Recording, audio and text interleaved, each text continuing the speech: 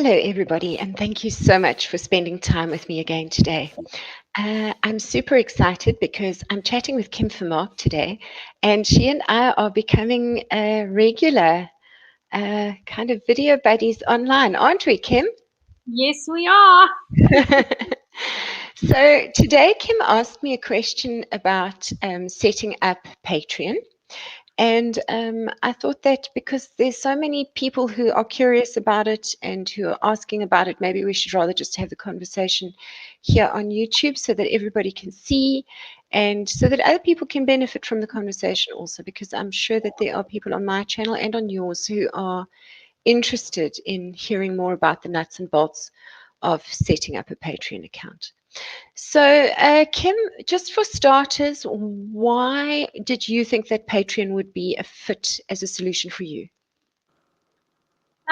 Basically, there's a lot of authors that are in the Patreon space, and there are people that are quite interested in what authors are up to.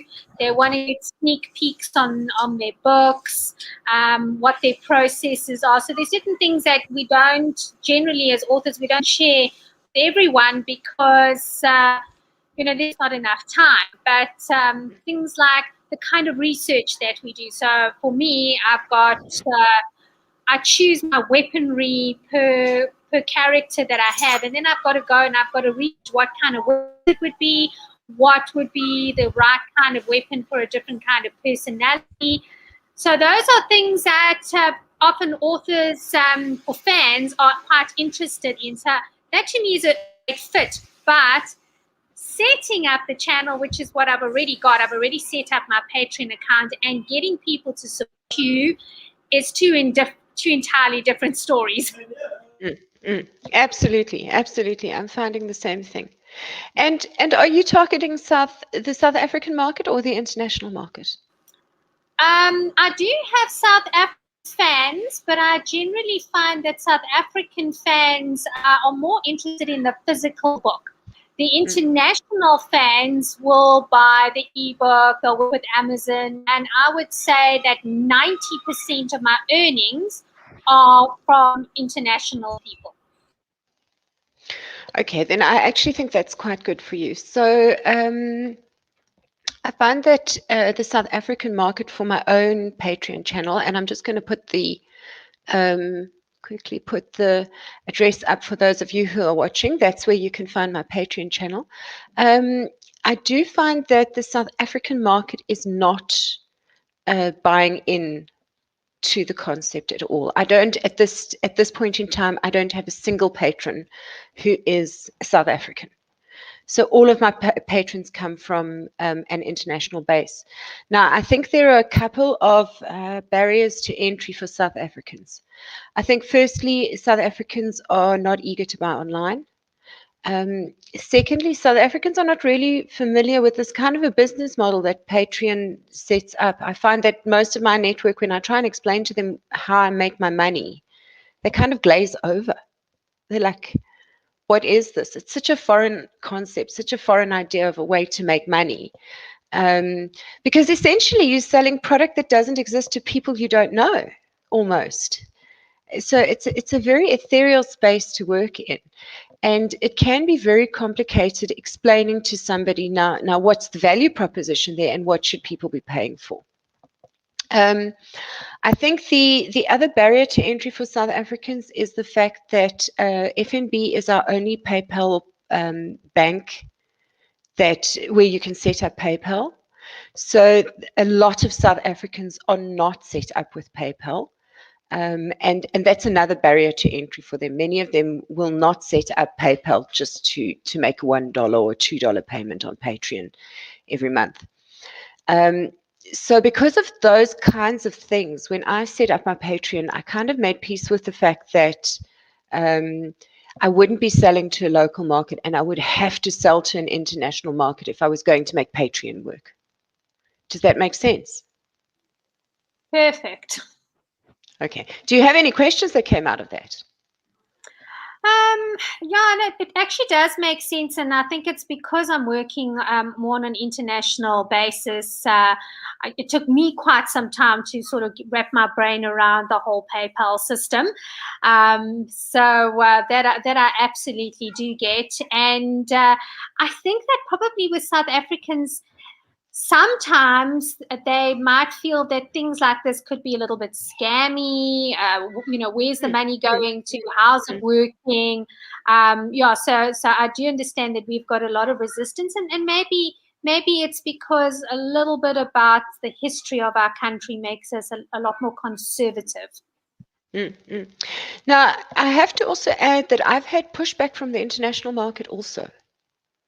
So there have been times when I've tried to market my Patreon on Facebook and channels like that, where people have come at me very hard. I've received hate mail, like really, really aggressive hate mail, because they perceive it as a GoFundMe.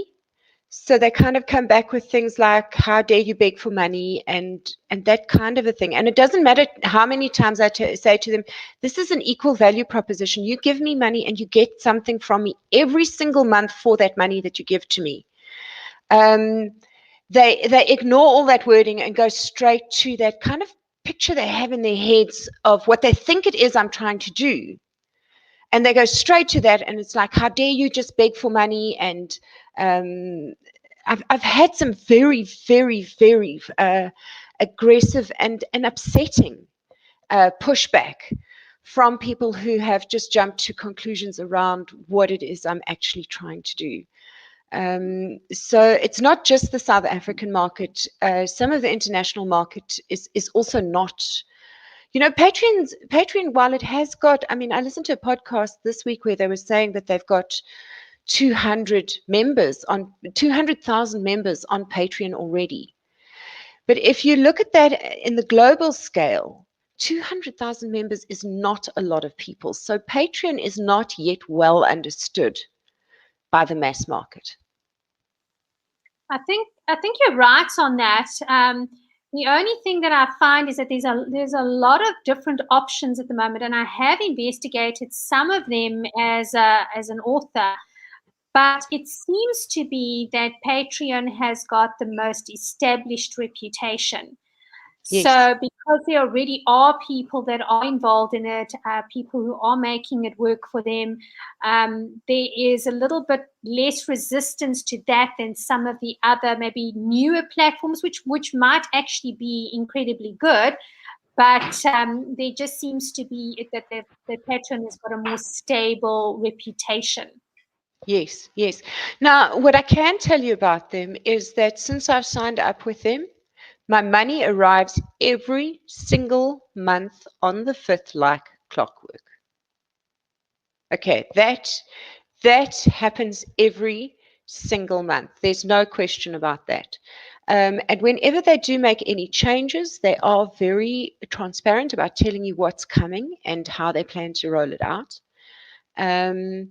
And I found they're very helpful in terms of feedback. Sometimes I send them a query and then I realize afterwards I really should have just gone and looked for it somewhere. Those things that they've already got posted on their website, they don't always respond to, because, you really should be pressing all the buttons before you give up. Where I very often will default to just asking a human being a question when I should be using the automated systems, But when you contact them with a real issue, they are quick to respond. And you do get things sorted out. And they keep rolling out features. That's what I'm loving about it. I mean, I was super excited when I saw them roll out the merchandise feature. And that I love, because I'm originally from the corporate gifting industry, so I'm like, that there's like real value in that. Yes. And it makes it so much easier because, stats say in terms of the corporate, I mean, I've been in the corporate gifting industry for over 20 years. But there is 86% of people who receive a branded gift are actually going to remember the company's name that gave it to them. In comparison to other advertising, you have to have 6 hits in order for someone to remember your name. And by then you've spent a truckload of money. And what I like about that particular model that they've got is they will deliver one for one item. So you don't have to go and spend a truckload of money buying all this branded merchandise. They will do it as the supplies, or as the patrons come up. So I've already got 4 items on there. I've got a t-shirt, I've got a coffee mug, I've got a hoodie, and I've got a poster. So those are already set It's up fantastic. for my Patreon supporters, which I still have to Okay. Okay. Okay. And what's your Patreon handle? Sorry, Kim, you must unmute yourself.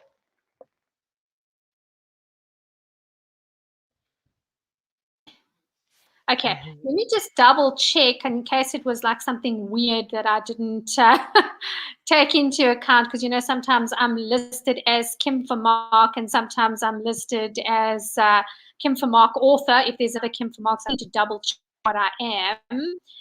And I can always put this into the comments underneath the video afterwards.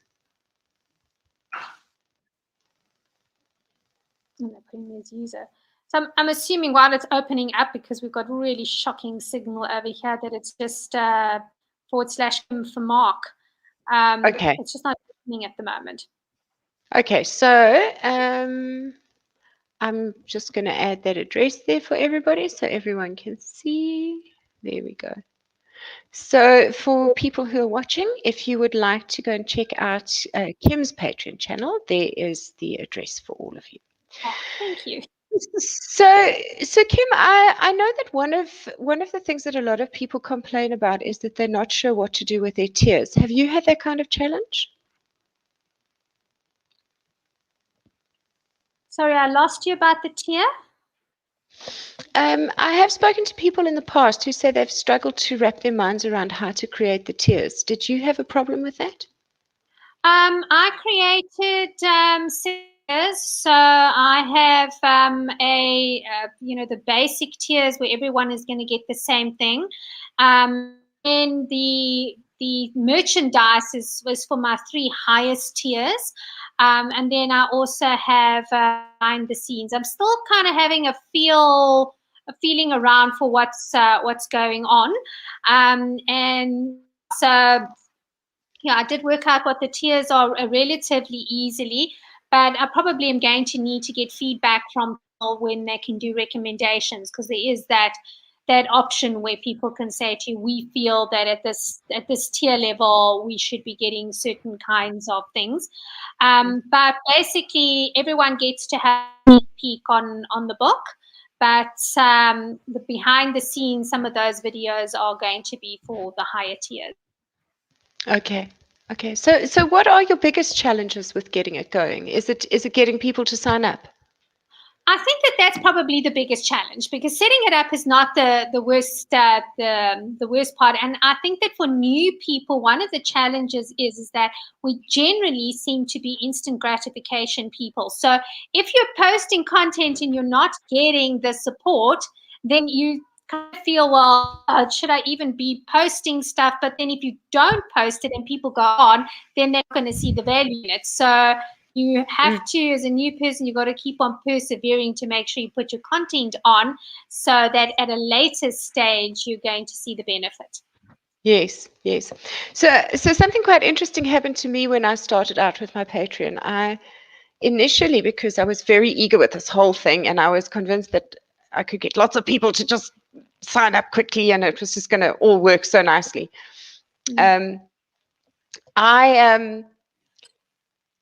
I decided that the tiers were going to be, oh, sorry, I've lost track of where I was going with this. The nerves of live streaming. So I was very eager. And I initially said to my network that I was going to send them a message every day. And that's how I started it. And about 6 or 8 months into it, I was quite fatigued, because now I was messaging people every day. They were getting all this value. And after about 6 or 8 months, it occurred to me to ask the network how they felt about it. And all the patrons came back to me and said, Mel, too much. every 10 days, twice a month, not more than that. So you might also find that, we as artists are so eager to deliver and give value and all of that, that sometimes we over deliver in our eagerness. So it can also be worth just asking your network, do you feel you're getting the value you want? How would you like to change it? Am I overdoing it? Maybe they're actually happy with less. I have had that experience also where some of the patrons have gone, we're not even looking at your content anymore. We'll just keep doing what you do. We're supporting you because we love you. We don't care what courses you're sending us every month. We're more interested in your Facebook groups, and that's what we're supporting you for. So that the content in the Patreon almost becomes secondary for the true fans who are there to just support you because they believe in you as an artist. Well, that's actually really nice. Yes. Yeah, it was surprising. It was very surprising for me.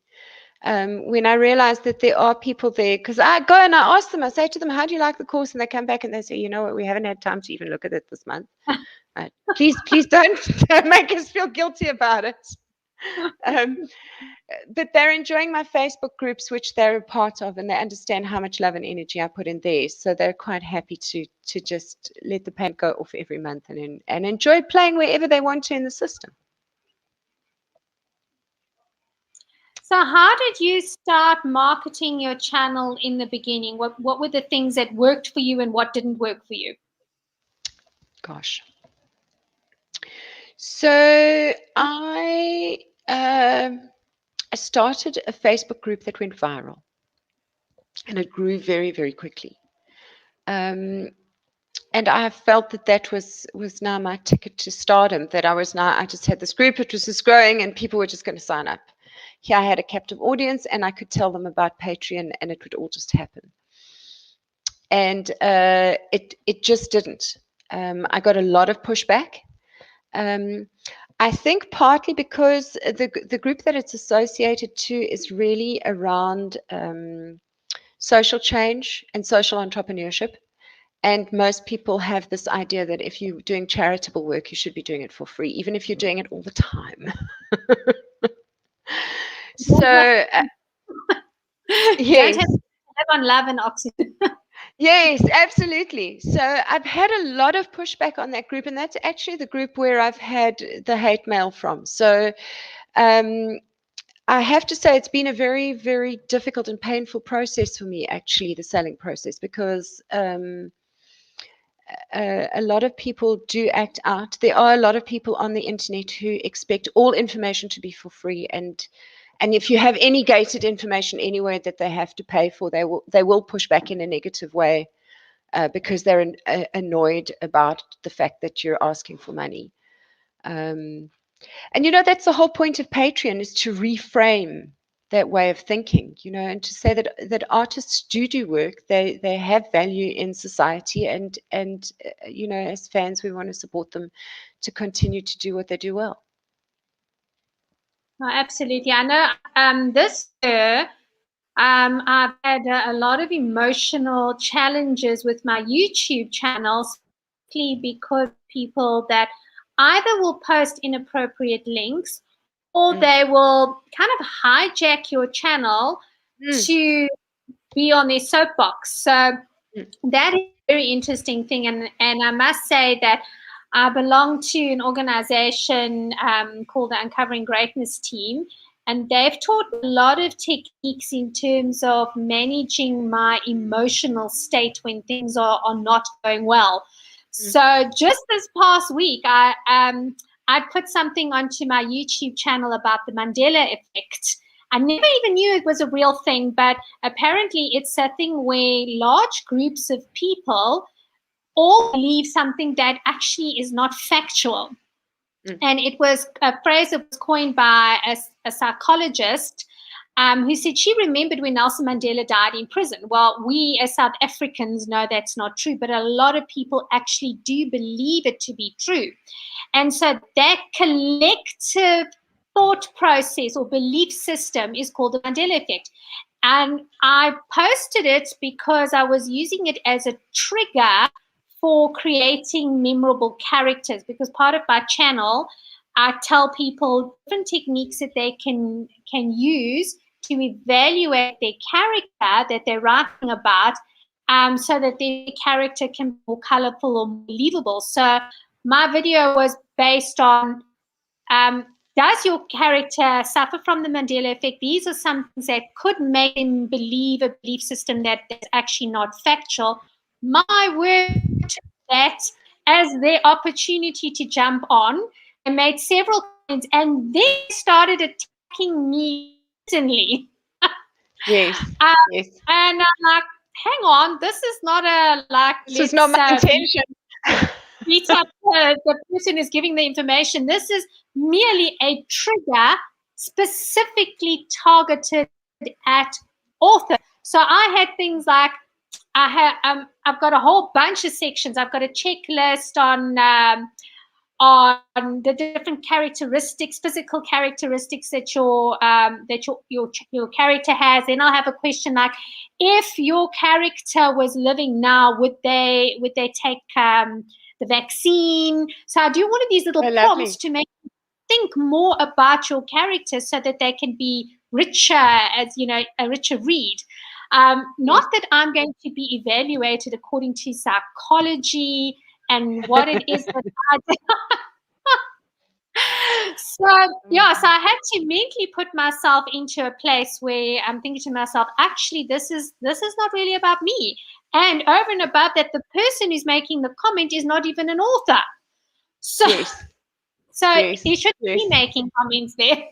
So you do, when you're out in the public, you have to manage your emotion, and you have to set boundaries, and you've got to be in a place where you say, I don't need your approval. I can, if your feedback is positive and can help me in terms of my quality, then I need to take it seriously. But if it's just going to be bashing me for the sake of having someone to vent on, then no, you're not welcome in this space. So I think, going back to information that's useful to you, how do you sell this thing? My personal challenge, my biggest personal challenge, has been fatigue. Because you kind of wedged between these two forces. On one hand, you've got repetition, and I'm not very good at repeating myself. Okay, and then on the other side, you've got the negative pushback from the communities. And if you spend too much time in that negative pushback and allowing it to get to you, it can be very upsetting. So in the middle of all of this, you have to find a way to remain sane and to continue just plugging away at your message and continue telling people about what you do and how you do it and why you do it. And some will enjoy it and some won't. Which networks are you using to tell people about Patreon, Kim? I mentioned it on Instagram and on my Facebook page, and recently I've started including it in my author newsletter. And I have noticed that since it's going out in the author newsletter, because I use MailChimp, so I can actually track which links people are clicking on. And there have been people that have started clicking on the Patreon link. So there's obviously people that are going in there, but as yet I haven't had any conversion. But to be honest, I first sent it out 2 weeks ago. The first one, I just put the Patreon link, and then the second one, I said what they would be able to get there. So it was only the second newsletter that I started getting the clicks. Okay, yes. So again, I think it's just like any other product that you're going to sell, where people could. Lucille Devine, I mentioned Lucille Devine earlier. I must put her name into the links here below. She's explained it to me before in a very clear way, where she said that people essentially kind of do research and exploration on Facebook. You do your education on YouTube, but you do your conversion in your email. So people are not as keen to convert on the social networks as they are through the email. Somehow for certain businesses, Instagram seems to work like as a straight line, straight route to customer. But it's certain kind of niche businesses, kind of like tattoo artists and things like that, seem to do very well finding customers directly, from Instagram. Um, and I think you might also, Kim, you've got a great Instagram presence. I think that including your Patreon link in all of your Instagram posts might also, maybe it's just about putting the link in everything that you do, just to make people more aware. Yeah, I think it's just a matter of being of perseverance, because like I said, from the corporate gifting industry, we know that the gifting works well, but on general advertising mediums, people have exposure at least 6 times. So I think giving up too quickly is probably one of the biggest challenges that new people have on the platform. Yes. The other thing, I've watched a lot of videos about Patreon, and the other thing that seems to happen is that creators plateau out. So you reach a plateau somewhere between like $350 and $500. And then you just cruise around there. It's like no man's land, and you just end up in that bracket, in that doldrums for a long, long time. And then somewhere something breaks, and then you have your breakthrough. So I can tell you, I haven't had my breakthrough yet. I'm still on that plateau. Like, it got to that plateau now. It's just like, I lose one, I get one. I lose one, I get one. You know. And then in between that, as I say, I'm trying to manage my expectation, my disappointment, my fatigue, all that stuff.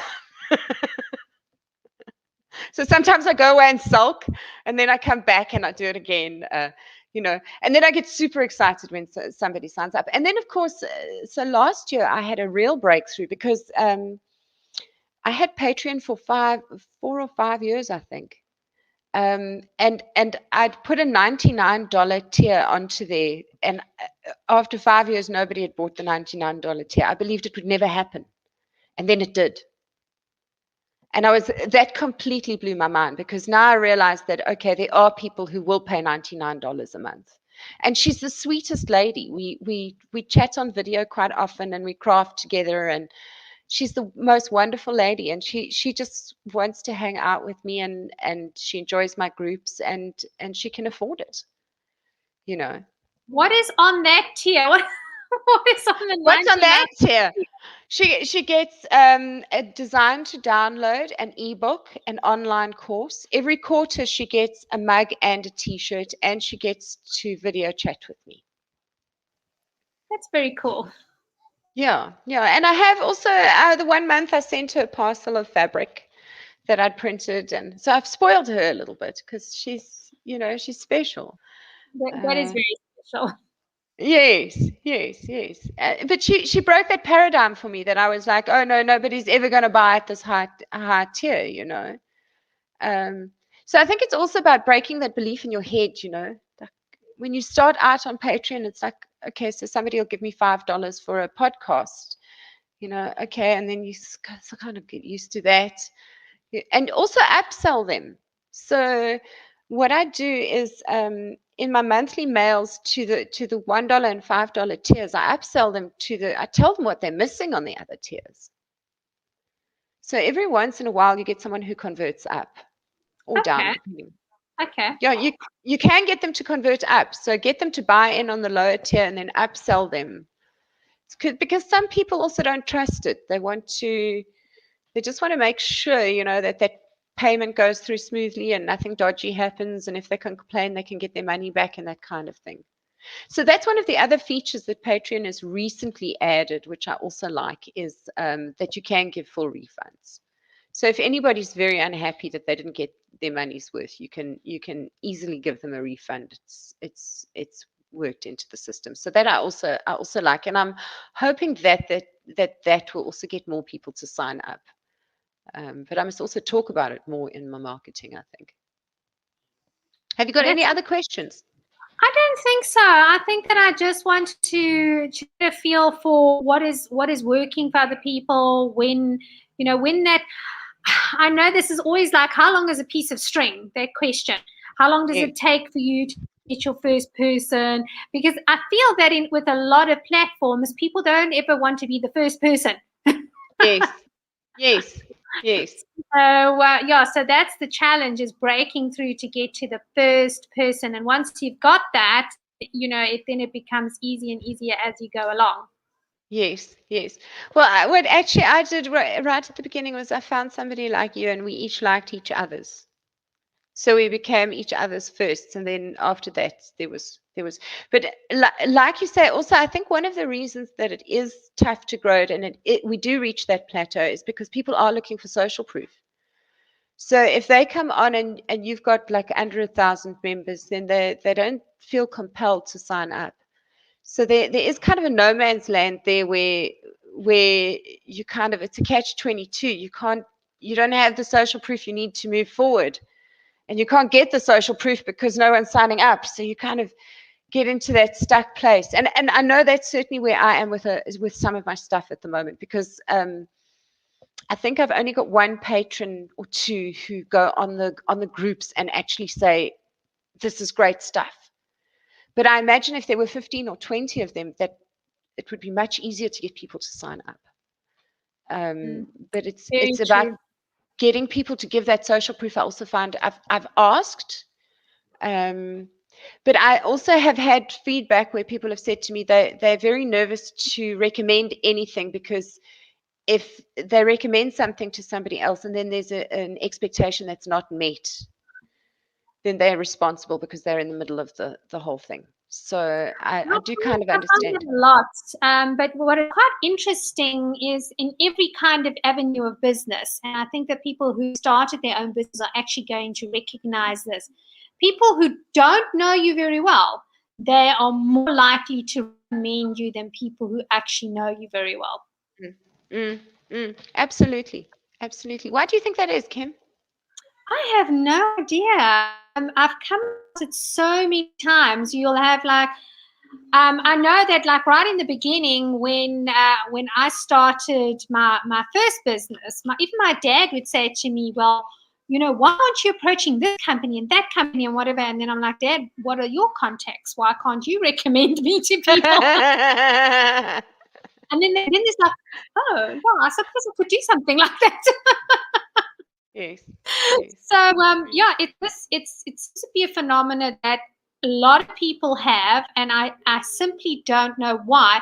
Because culturally, it's a very different concept. There are some cultures that celebrate taking care of their inner circle. So you'll get certain cultural groups where they say, we don't actually understand that. That's not a thing in our culture. We always take care of our own. And some cultures just don't do that. They're too fearful to do that. So it's a very interesting thing. I probably would be welcome to hearing if anyone has done studies on that, on which cultures promote within their own circle more than what others do. That would be a really interesting study, I'm sure. Okay, so Kim, what are your hopes and dreams for Patreon?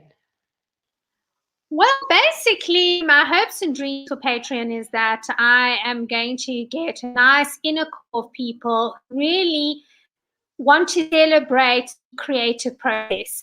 Other people are wanting to write themselves and need to have a couple of insider tips on what the life of an author is like, because actually being an author is kind of lonely. When I first started out, I subscribed to a newsletter by Jerry Jenkins. And I know that these newsletters are automated, they just go out. But he put down this one newsletter, which I started crying when I actually read it. And he said, my promise to you is that the loneliness ends today. So when he started writing, he promised himself that he would never write when his children were awake. So at 9 o'clock in the evening, he kissed the kids goodnight. He said goodnight to his wife. And I mean, Jerry Jenkins, those people who know him, he is an international best-selling author. His books have been made into movies. He does biographies. I mean, he is just like right up there. And but when he started, his desk was sitting on the couch with two kitchen chairs next to each other and a wooden plank over the top. That was Mm, his desk. mm, And he said, and he sat every night writing away and wondering if his work was good enough, if mm, anyone would even want to buy it, if he was like making an idiot of himself. And I'm probably paraphrasing, but those are the kinds of fears that writers have when they're starting out. Am I going to be good enough? And so when I got that email, I just thought that touches me in my heart, that mm, this guy actually gets me. And he said that when he was younger, before he went into journalism, he was like a teen, and some guy said to him, okay, come and sit with me and we're going to chat. And he said, and this guy, even though he was a teen, this guy spoke to him on a peer-to-peer level. And he said he felt like he was a real writer. So he was treating him like a real writer and how he was going to go about things. And I felt that in my early days of writing, connecting with other people who had gone the journey before me, I just absorbed so much of their material. I learned so much from them. Some of the stuff is paid for, some of it is just something that they gave out for free. But if I can connect with people like that want to know what's happening, how they can get involved in that place, then that would be wonderful. And then also for people who are real fans of the journey, so they might not want to be a writer, but they're fans of the journey and they want to know what's happening behind the scenes. How do I come up with some of the concepts? Because there's some things that I can't discuss on all of the platforms, because like the other day, I had someone on Facebook that made a comment about something that Christian writers can sometimes write, which he doesn't believe in. And to be perfectly honest, she was saying that she would not be able to read a book where someone was promoting something that she thought was beneath a Christian value system. And there's something that I write in my second book, that if it's misinterpreted, people can believe that I'm endorsing something, but I'm actually not. I am trying to make people have an understanding of how people make decisions when they are in severe, stressful situations. Because I think that all of us, we all have a decision that we've made in the past that you think, I don't want anyone to know that I made that decision. It mm, was a very mm, bad decision. It maybe hurt a couple of people, and I feel ashamed of it. But, for some people, it might be alcohol. For some people, it might be an affair, swindling on your tax returns, whatever it is. We've all got our own personal temptation. So that's not a platform that I would be comfortable in explaining why I chose that particular path. The kinds of people that I know that resonated with me, that made me feel they need a voice. mm, And so the one person was saying, because I said, sometimes we need to be the light and we need to put away condemnation, because we need to be the light and understand people. And in that kind of a platform, when it comes to Patreon, when it's someone that actually supports you already, mm, that buys into your value system, you can have that conversation with them. When they say, why did you choose this topic? You can tell them, that's why I chose the topic. This is what it means to me. And this is the the benefit that person who made that decision got. So in Patreon, I feel that you've got more of that leeway, because the person is already has a vested interest in you, so you can have that kind of deeper conversation. Okay. So essentially, your patrons on Patreon are going to really get in-depth insight into how you put your books together, how you put your characters together, and how you actually shape and form your characters so that they're three-dimensional, and interesting and different. Okay. Exactly. Okay, that's oh God, I wish this had existed when I was a teenager. I was so into my fantasy fiction when I was 15. I would have begged my mother to subscribe. Yeah, I think there's other things. I I hated history at school. It was incredibly boring. Because I remember that Jan van Riebeeck landed on the Cape in the Cape at 1652. That's all I remember.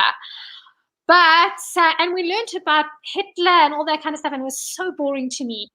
But I learned a very interesting thing about Hitler through a course that I did, where he said his physician was a Jewish gentleman.